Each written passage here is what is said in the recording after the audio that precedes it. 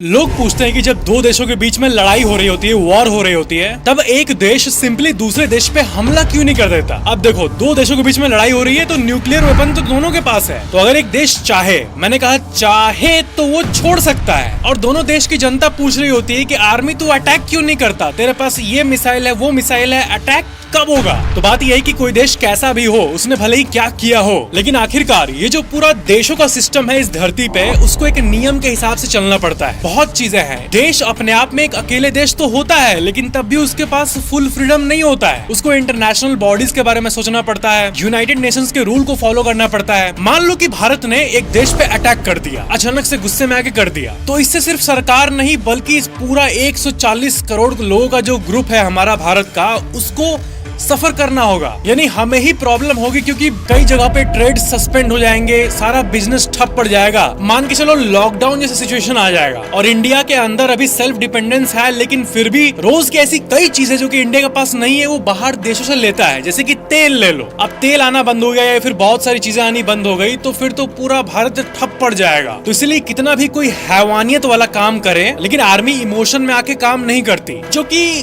गलत है या सही है ये तो मतलब कैसे इसके बारे में डिस्कस करें, क्योंकि माइंड का एक तरफ बोलता है कि इतना बड़ा जो कांड हुआ है तो उसका रिटेलिएशन होना चाहिए, लेकिन दूसरी तरफ रूल्स और प्रिंसिपल है पूरे विश्व के ग्रुप्स का। और एक इन्फॉर्मेशन आपको दे दूं कि वॉर सिर्फ मैदानों पे नहीं हो रहा है, बॉर्डर पे नहीं हो रहा है, बल्कि ऑनलाइन भी चल रहा है। इंडिया के 15 लाख वेबसाइट पे पाकिस्तानी हैकर्स ने अटैक किया रिसेंटली, आप ये रेफरेंस देख सकते हो। और इंडिया के हैकर्स पाकिस्तान के वेबसाइट्स को हैक कर रहे हैं। यानी जो ऑफलाइन वॉर है उसके साथ साथ ऑनलाइन डिजिटल वॉर भी चल रहा है। एक और कमेंट आया आप लोगों का और मुझे पता चला कि इसका मतलब भी लोगों को ठीक से नहीं पता, सीज फायर। अगर मैं आपसे पूछूं कि सीज फायर शब्द का मतलब क्या है, क्या आप बता पाओगे? देखो, जब दो देश के बीच में अनबन होती है और एक दूसरे से फायरिंग होने लगती है, तब एक एग्रीमेंट पे साइन होता है दोनों देशों का कि सुनो, अब हम नहीं लड़ेंगे, बंद करते हैं लड़ाई को, फायरिंग को। तो इसी को कहते हैं सीज फायर, यानी फायर को सीज कर देना, रोक देना। तो अगर कोई न्यूज में आपको बोलते हुए सुने कि सीज फायर का उल्लंघन हुआ है, यानी जो डॉक्यूमेंट साइन हुआ, जो एग्रीमेंट हुआ, उसका उल्लंघन हुआ है। एग्रीमेंट हुआ, दोनों देश शांत हो गए,